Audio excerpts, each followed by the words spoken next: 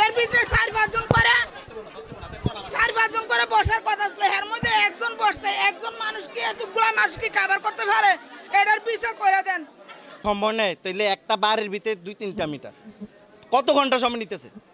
এইখানে ঢুকার পরে যে সকালে আসছি 9টার দিকে, এখন বাজে 5টা, হিসাব করেন আপনারা। এই যে একটা গন্ডগোল সৃষ্টি করছে, গন্ডগোল সৃষ্টি করার কারণে মনে করেন যদি না কারেন্টটা না কাটলে পারতো, অত গন্ডগোলের পরে কাটতো। মানুষ তো টাকা নিয়ে যেতেছে না, টাকার উল্টা মানুষ দিতেছে, বুঝেন না? ইমার্জেন্সি তো নিতেছে আর উল্টা ভোগান্তি দিতেছে মানুষকে।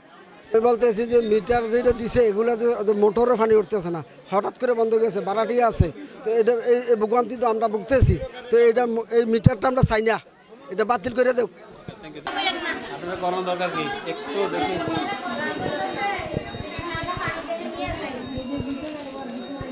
ক্যামেরা লাইটটা চলে রাজীব।